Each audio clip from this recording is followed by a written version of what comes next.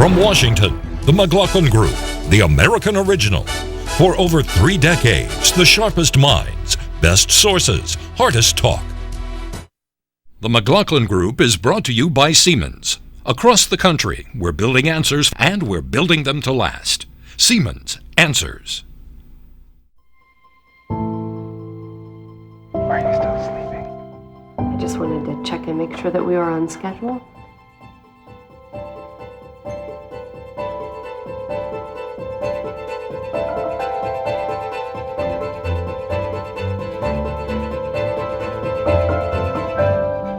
The first technology of its kind Mom and Dad, I have great news. is now providing answers families need. Siemens Answers. We believe that if love is a chemical reaction, chemistry has a good chance to make the world a more harmonious place. Chemistry works so that bandages end up loving the water. Families are less afraid of energy bills. And even cars and clean air get along better. That's why we don't just make chemicals, we create chemistry. BASF, the chemical company.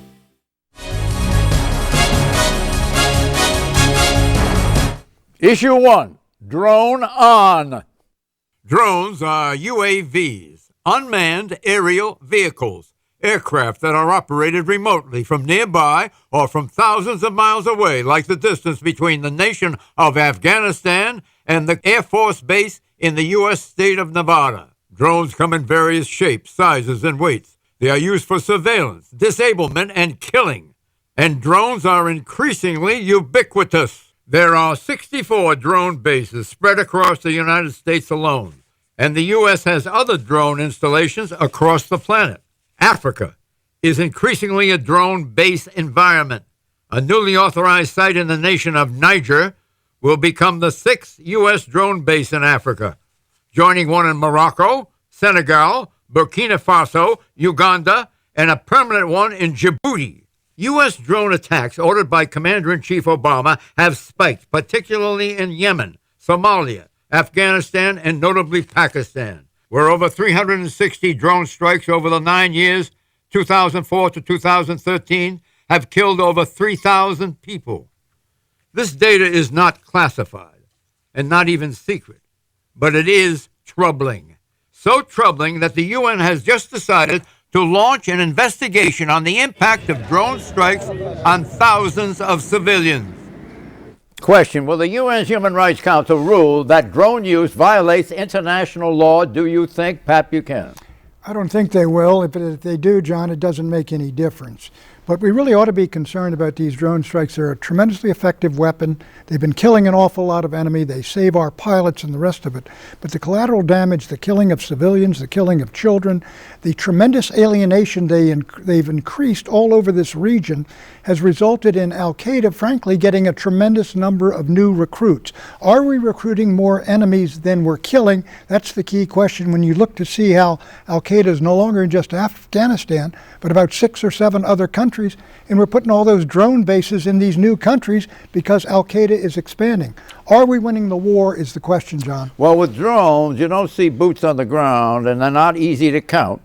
And the question is good. There's kind of a concealment of the other facts that go with our protection. Eleanor. Well, first of all, drones are here to stay. They are the 21st century modern tool of war, and in many ways they are a blessing. Much better than bombers because they can be more effective and targeted than bomber planes just raining bombs down.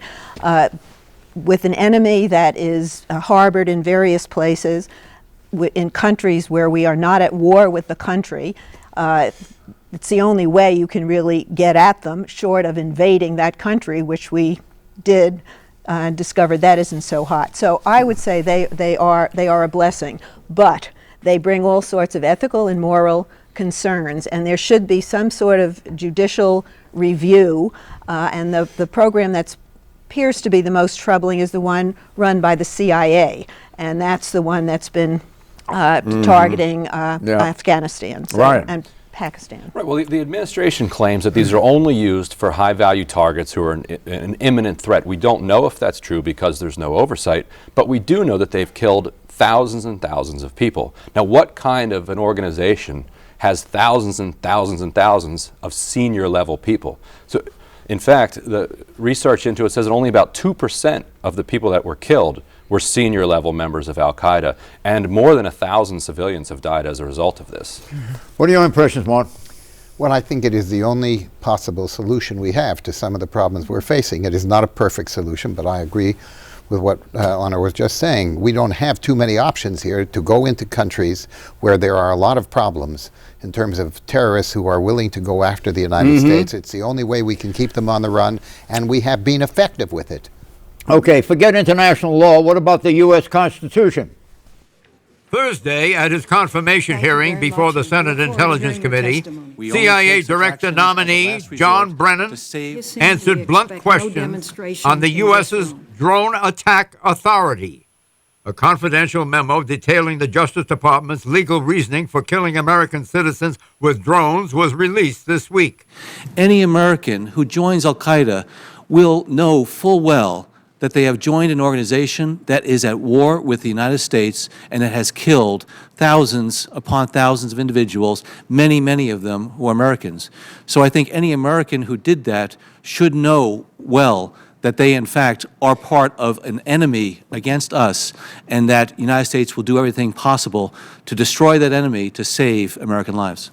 What's the troubling aspect of the Justice Department's reasoning concerning the use of drones against U.S. citizens? I'll tell you, John, the troubling aspect is this. Look, if an individual joins al-Qaeda and he's out there planning a bomb or he's involved in an attack on Americans, look, he's fair game, he's an enemy combatant. But what the Justice Department said is, look, high-ranking U.S. officials can pick out ranking operatives of al-Qaeda who represent an imminent danger. And we killed one guy in Yemen, this al-Waki fella, who was a propagandist for al-Qaeda. But he was not a combatant. He was no imminent threat to the United States. He was an American citizen. This is so loose and so nebulous. The president is basically claiming a right to execute Americans on foreign soil. Well, if you want to and go we ought to ahead hold and it, Eleanor. We ought to define this a little bit closer. 20-second time limit. A little bit Pat. closer, and I know you never have, Eleanor. All right, quickly, Eleanor, what do you want to say? I was saying, if Pat wants to go and defend this gentleman, you're welcome to it. Yeah. He was involved with the planning of the Christmas bombing, which would have exploded a plane over Detroit if he had gone forward. He was involved in the bomb that was planted in Times Square. I mean, I think that there was sufficient evidence there, and because you're a U.S. citizen, you don't get to hide behind your passport when you're plotting attacks against this country on behalf of a declared enemy of this country. Now, granted, I think there should be some judicial review, and I think that's where we're going to come out here. And because the UN Council is looking at this, it's all the more reason that this president should get out there, and he calls it an architecture for how to handle these attacks. But yes, we do need more transparency, we need more oversight, we need all of that. But basically, what's going on is a positive thing for U.S. security. Let's hear from the veteran senior senator from Oregon, widely respected, universally respected, had this to say about drones at Thursday's Senate hearing. It's the idea of giving any president unfettered power to kill an American without checks and balances that's so troubling. Every American has the right to know when their government believes it's allowed to kill them. Holder is asserting, by the way, in the memo that the Supreme Court cannot stop the president from ordering drone strikes. The memo asserts that the judiciary has no jurisdiction to overturn the president's power to order drone attacks on a U.S. citizen deemed an imminent threat because this is a unitary power vested in the executive. What do you think of that? That's crazy. And look, if it's true that he was involved in these particular attacks, then present your evidence in a court, indict the fellow, at least indict him before you go out and kill him. 2 weeks after they killed the father, they killed his son, his 16-year-old son, in a completely separate strike. Nobody accused his son of being involved in any terrorist activity. He hadn't seen his father in 2 years. He was out looking for his father when he was killed by a drone strike along with another boy. You remember, John, you authored some thoughts on this to G.W. Bush. Well, they say that the people in the White House today make John Woo look like a Boy Scout compared to the authority that's given the president and the invisibility of him. You know, I have to say, we are facing a unique kind of threat. This is not something you can treat casually, and with all due respect, we have got to find some way to defend ourselves. This is the role of the President of the United States and the executive branch of the United States, and I do think this is absolutely appropriately within the power of the presidency and should be that way. Let me ask you, look, there are apparently no limits. Can we strike people in Afghanistan, in Uzbekistan? How about Western China?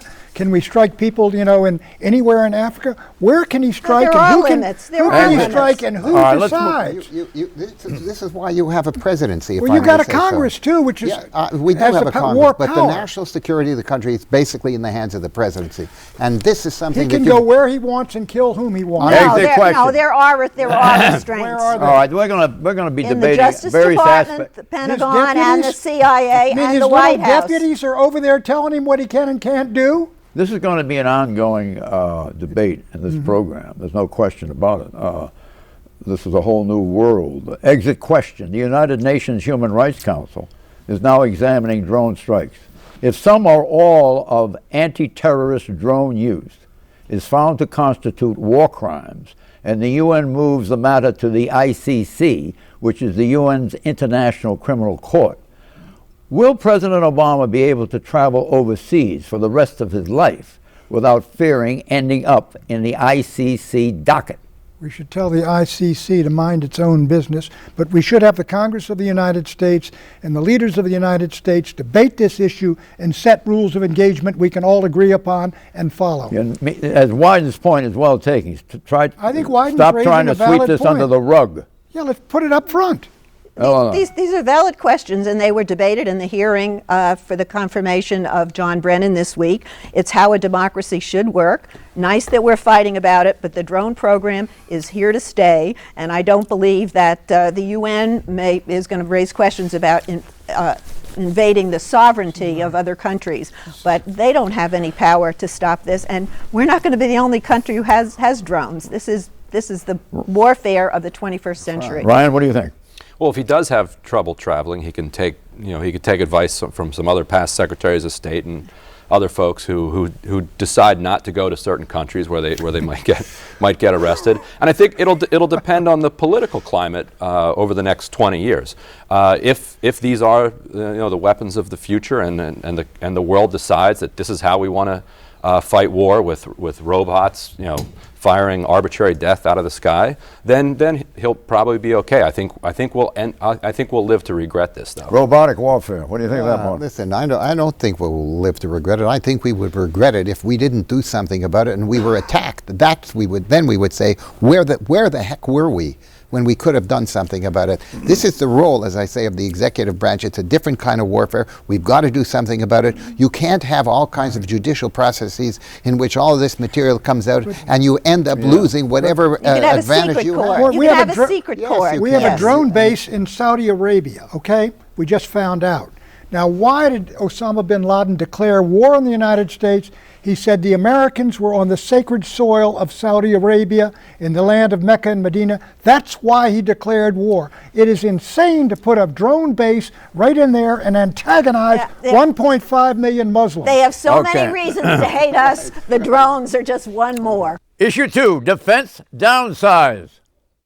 If these cuts happen, there will be a serious disruption in defense programs and a sharp decline in our military readiness.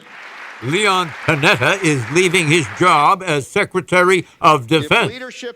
In an impassioned address this week, Secretary Panetta warned of the looming budget cuts the Pentagon faces due to sequestration. Sequestration is Washington argot for automatic spending cuts that will slash the Defense Department's budget by roughly $42.7 billion this year alone. The cuts are currently scheduled to go into effect on March 1, 3 weeks away.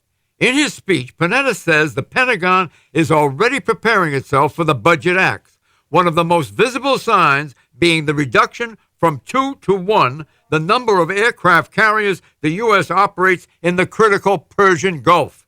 This is not a game. This is reality. These steps would seriously damage a fragile American economy, and they would degrade our ability to respond to crisis precisely at a time of rising instability across the globe. Question, can the Pentagon survive budget cuts, or are Secretary Panetta's worries on the mark, Mort Zuckerman? Yes, I think the Pentagon can survive it. You know, they've got a gigantic budget. They have to get their funds spent in the right priorities, and it's a lot of people feel that we're going to have to cut some of the costs out of virtually every department of the government. We cannot simply ignore it. Everybody comes up with a case why we should spend money, and nobody comes up with a case why we should raise the money to do it. We've got to do something to get our budgets under control, because otherwise this whole thing's going to explode. John, how does our military compare with militaries around the world? We have about 1 million in the active, and we got 1.2 million 1.4 active duty or something. But let me, John, look. If Panetta is correct, why does the President of the United States propose a different set of cuts for the same amount of money if it's going to savage the defense budget? He has not come forward with that. Clearly, this is a meat axe approach. It's not the right approach, but frankly, it's the only way the Republicans are going to get any cuts. And there's going to be a sequestration if the president doesn't come forward with his own different cuts. Where does where does the saved $85 billion finally end up? The saved well, they've made this deal that they have to cut a certain amount of money. Where's the money go? But the money supposedly is going to reduce the deficit. But the problem is the sequestration is that it is indiscriminate. If you let Leon Panetta do those cuts and figure out where they should come from and did it with a scalpel, that would be fine. But you know, I think the Defense Department can handle this. The president is not going to come up with cuts on programs that he wants if the Republicans don't say what they want. They want it to be the virgin birth of spending cuts. Neither side wants their fingerprints on it. Ryan, you know and I know that the $85 billion goes back into the private sector. And what happens to it then? Well, then it becomes much more lucrative than $85 billion because it's reinvested. Where? It doesn't. In private enterprise, correct? It doesn't necessarily go back into the private sector. It vanishes. It vanishes? It vanishes. Well, how does that happen? They don't borrow. Right. They don't borrow and spend. It's not being borrowed. It's being borrowed. But if it's no longer borrowed, it's unborrowed, and it's in the private sector where it's functioning under the rules of and the programmatics of sound capitalism. Issue 3, GOP soul search.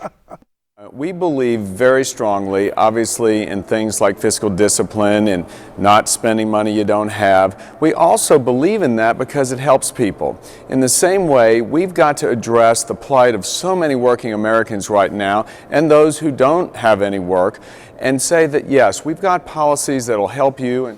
Eric Cantor, House Majority Leader, is the number 2 ranking Republican in the House. Speaker John Boehner being number 1. Majority Leader Cantor made a major appeal to his party this week, namely, Republicans revamp. 3 months ago, the GOP failed to win the White House with Mitt Romney as its candidate. The party also lost seats in the Senate and in the House. One reason? The U.S. fiscal woes, debt and deficits. They were drums pounded hard by Republicans during the 2012 election. On Tuesday, in an address at the American Enterprise Institute in Washington, Majority Leader Cantor declared that while these economic issues are crucial, Republicans ought to have widened the lens beyond economics, finance, costs, etc. I'd like to focus really on what lies beyond the fiscal debate. I mean, let's face it, it's gotten a lot tougher to raise a family in America. And our goal has got to be to eliminate this doubt gripping our nation's families and to restore their hope and confidence. Cantor cites GOP proposals that will make health care more accessible, boost charter schools, expand visas for highly skilled workers, create more jobs, flex time for workers, and medical research. Question, did the GOP lose the presidential election because of its stance on fiscal issues, Mort Zuckerman? No, I don't think that's why they lost the election. They lost the election because they were out of touch with a large portion of the American public, particularly the minority communities, but also the people who were hurting. They didn't have any kind of program that dealt with those issues. What he is trying to do is to move the Republican Party, if I may say so, from the hard right to the center, at least to the center right. And I think he had a lot of issues in that speech in which he made very constructive and very progressive statements, and I think he's heading the right way if the Republicans ever want to get back in power. Cantor wants to focus hard on education. That's his theme. It's a terrific theme. Would you not agree? Education's terrific. Healthcare, education. He checked off a lot of Democrats. But he has an excellent point, John. Let Pat in, Eleanor. He's got an excellent point here. Republican Party's getting to be a green eye shade party, budget, deficits, debt. It's become the tax collector for the welfare state, and that's a real problem, and it should have a whole panoply of issues. That part I agree with Eric Cantor on. I was in the front row at the American Enterprise Institute listening to that speech, and if I closed my eyes and didn't know who was standing behind that podium, I would have thought it was Barack Obama. He came out for all sorts of progressive things, but he doesn't attach any legislation to it. He's just trying to change the subject, and he has the slogan, "Making life work for more people." But, you know, he's a politician. He's supposed to be making government work. He acts like a life coach. So Eleanor, if there had been Barack Obama, you would have supported everything he said. I supported a lot of what he said, but, you know, it's not going to go anywhere in his party. Issue 4, immigration reform. It's no secret that there are more than 11 million people here illegally, many of whom have become part of the fabric of our country. They, like us, have families and dreams. While we are a nation that allows anyone to start anew, we are also a nation of laws, and that's what makes tackling the issue of immigration reform so difficult. A good place to start is with the kids. One of the great founding principles of our country was that children would not be punished for the mistakes of their parents. And it is time to provide an opportunity for legal residence and citizenship for those who are brought to this country as children and who know no other home. It's the right thing to do for our families, for our security, and for our economy.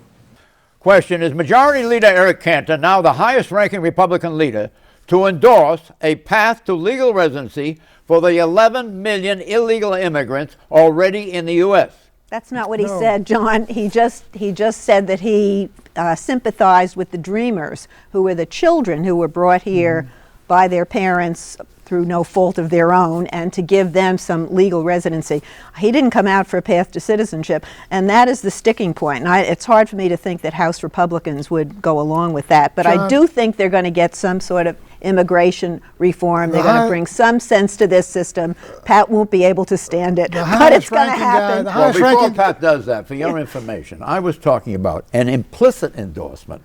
The whole context of the speech carries that implicit endorsement But you're feel wrong, to John. But you're wrong. The highest-ranking guys, you got McCain and Lindsey Graham, are already out for this, probably Jeb Bush. But the point is, this is not going to get through amnesty and a path to citizenship, because this piece of legislation Obama's got is going to be broken up and voted on in pieces in the House committee, and the Republican House is going to kill amnesty and a path to citizenship before it gets to the floor. Yeah, but they may allow some sort of legalizing and permanent residency of people in this country, and that would be a huge step forward. 40% of the respondents in a Rutgers poll blame illegal immigrants for taking U.S. jobs. Is immigration necessarily a winning issue for the GOP, do you think, Ryan? It's a winning issue with regards to their base, but we've seen that just focusing on their base isn't going to make them a competitive national party.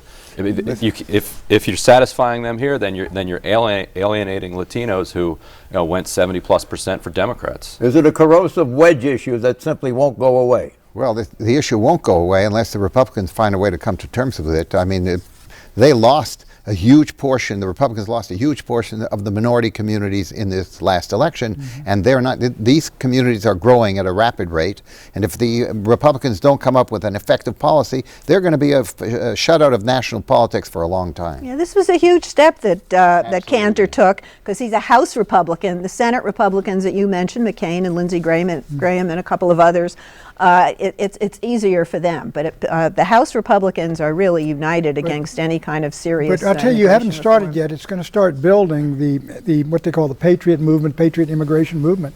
It's going to build, and it's going to make it a hellish price for any Republican to come out for amnesty. It happened in 2007. That had all the establishment support, and they took that thing down, and I think they're going to be able to do it again. Is it amnesty if they pay fines, they learn English, they get to the back of a long line, and they're taking care of our children and mowing our lawns and contributing to the system? It's not amnesty. You say you can stay, you're legal, and you can become a citizen. What fights of reality. What fights the endorsement of Cantor within the American people today?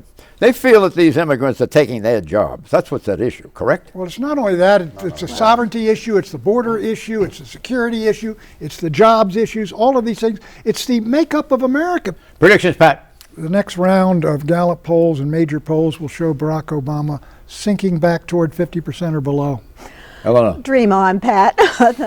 Republican governors John Kasich and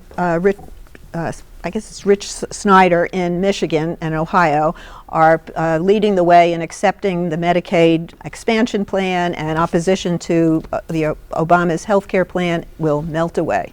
Ryan. Maggie Hassan jumps into the New Hampshire Senate race, knocks off Kelly Ayotte. What do you think about that race? All of those women up there winning those races. We're going to talk about that next week. Martin? The United States and the European Common Market countries are going to work out a huge common free trade zone. Europe and the United States. It'll change the world's economy. I predict that President Obama's approval rating will break 60% in an upward climb by St. Patrick's Day. Happy Valentine's Day. Bye-bye.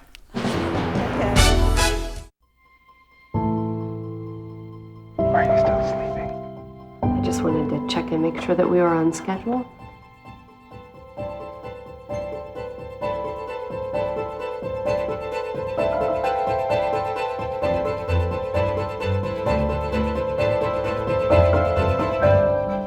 The first technology of its kind. Mom and Dad, I have great news.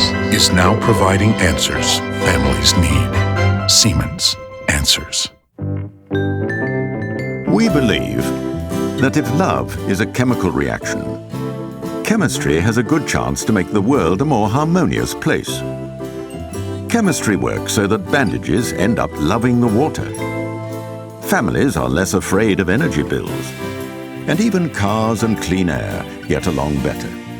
That's why we don't just make chemicals, we create chemistry. BASF, the chemical company.